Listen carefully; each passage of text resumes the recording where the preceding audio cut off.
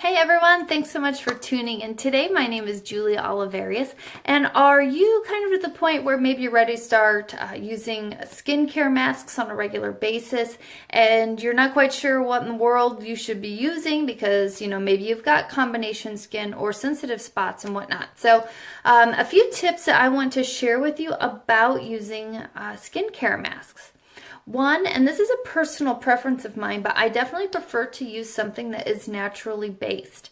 That means that it's not going to have any harmful chemicals in the product, and you know that it's going to be safe for your skin. So that's my first recommendation. Again, that's more of a personal preference recommendation, but just something to keep in mind. Next, you don't have to use the mask on your entire face.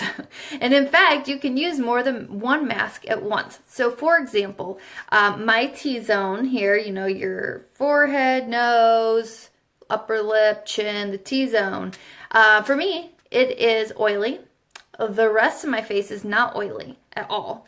And so what I like to do is I actually use an oil control mask down the T-zone area. And then on the rest of my face, out in these areas, I actually use a detoxifying mask. And that helps just lift the toxins out of my skin, makes it super, super smooth. But I think that's one thing to know is that you don't have to use that certain mask to treat that certain, I don't want to say skincare issue, but I guess that's kind of what it is. Monty. Sorry. Cat's climbing on stuff and you just about knocked my laptop off of my desk because of how I have it propped up right now. So anyway, you don't always have to use a mask all over your face because if you don't need an oil control mask all over your face, why would you put it all over your face? Other tips are, an exfoliating mask. Even if you don't have dry, flaky skin, an exfoliating mask still is really good for your skin once or twice a week. We're not talking about doing this every day, but once or twice a week to just help remove any dead skin cells to reveal the new skin cells that are underneath, because those new skin cells are brighter, they are more plump, if you will, and makes your skin look a lot more healthy or a lot healthier. And so exfoliating and using an exfoliating mask just once or twice a week can really smooth out your skin and just keep it bright and younger looking. So that's something else to consider. Another thing that you might want to take into consideration when choosing a mask is choosing one that has a screw-on lid versus just getting the ones that you can buy, at a big box store that comes like in a packet that, you like cut off the corner and squeeze some out.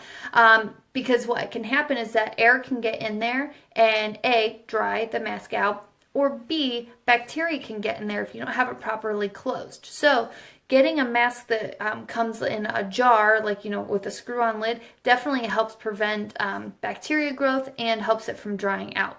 The other cool thing about using a mask that comes in a jar is you can control the amount that you're using.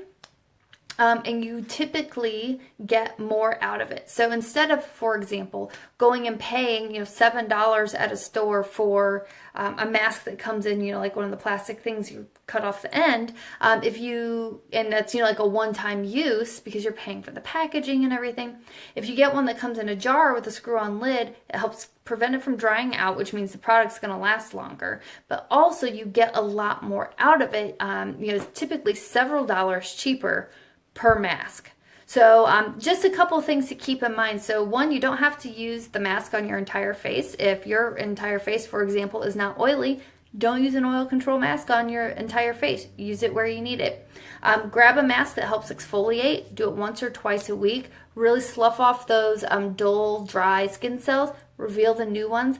Oh, the other bonus to that too is if you are using any sort of other skin treatment, even just a moisturizer, and you exfoliate first and expose those new skin cells underneath, that's going to help your other treatment be better absorbed into your skin because you don't have all those dead, dull skin cells blocking it, okay?